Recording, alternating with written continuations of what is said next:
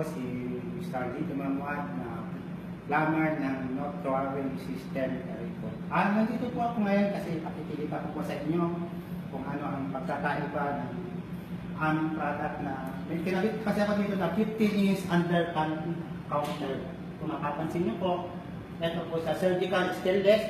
Bukod po doon, meron po siyang filter na ceramic. At bukod doon, kung titignan nyo po, hindi lang po siya yung ceramic. Meron siyang black carbon na furnace po ito ng machine. Kung mapapansin nyo po siya, talaga po wala pong butas. Solid po siya ito. Na sandaling dumaan po dito ng tubig ay magiging purified or drinkable water na po siya. So, kukuha po tayo ngayon sa ating dalawang isang tap water at isang galing na po siya sa purified water. Mineral na po siya. Unahin po natin kung ilan pong pH yung ating galing na po siya ito sa tatawag na ating filter. Mapapansin niyo po siya kung ano yung dilaw na yan? ito po yung tatawag na pH of water. Ibig ko sabihin yung pH of ng water, potential of hydrogen water po sir. Ito po, iayam na po natin para magkakaon po siya, makikita po natin kung ano pong papatak po na pH po niya.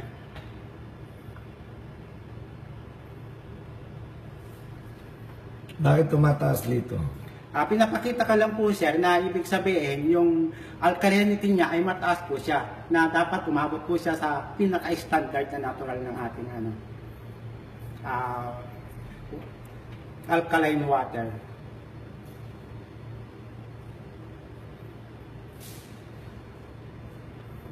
Kasi pag yung sobra din po ng alkaline, ibig sabihin, ang alkaline po kasi ito po ay isang vitamin o nakakatulong sa ating immune system.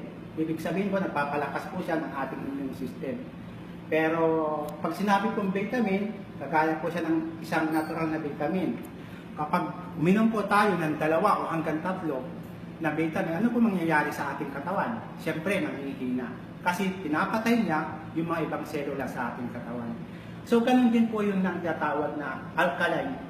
Kapag yung sumobra sa ating katawan, ibig sabihin, may posibilidad na patayin din ng ibang selula ng ating katawan. So, mapanganib din po siya. Kaya kailangan lagi tayo doon sa normal level. Tumataas ba siya? Opo, sir. Kasi pinapakita lang po, ang pinaka-very good po ng standard ng ating 7.7 to 7.8, sir.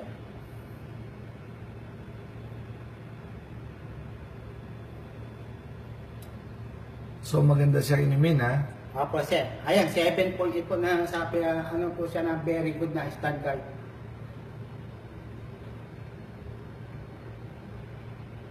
Ibig sabihin lang po, kung nasa 7.8, maging sa mga po siya, tawag na water refilling station, ang pinaka-standard na pinaka-pH of water o potential of hydrogen water ay nasa 7.8 po siya.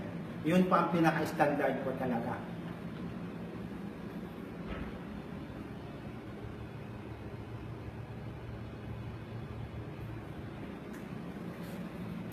So it means, okay.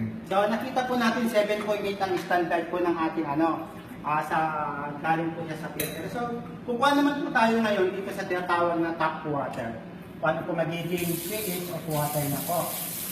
Ano po ba ang difference sa pagkakaiba? Yan yung hindi na dumaan sa filtration, di ba? Opo, ito na po ang hindi dumaan sa filtration.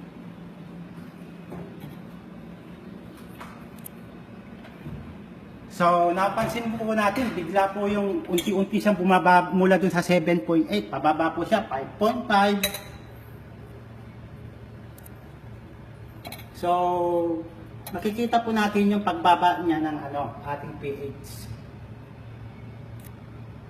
Or potential of hydrogen water.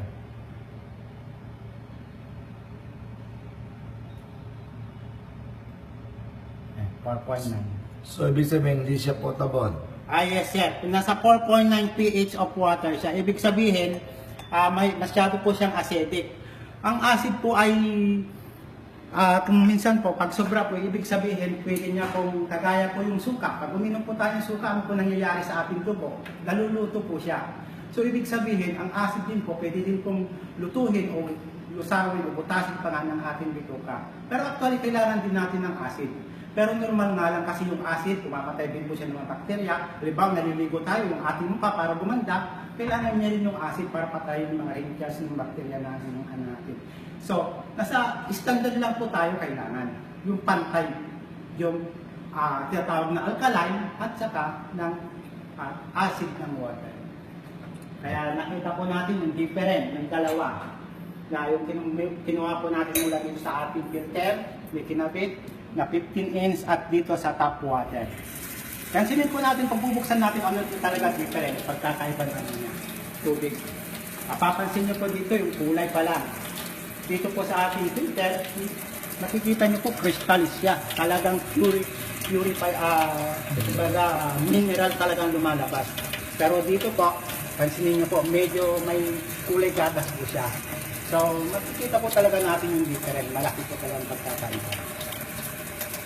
So, yun yung panghugas ng meat.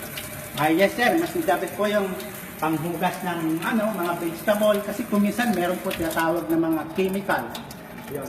Kapag normal po yung ating kumbaga, magiging okay, napapatay na din po yung tinatawag na mga nakalagay na mga virus doon sa ating mga gulay. Bukod po doon, pag pansahin natin, ibig sabihin, mas po siya, mas safe po kasi dumaan na po siya sa tinatawag na na po siya, filter. Yan.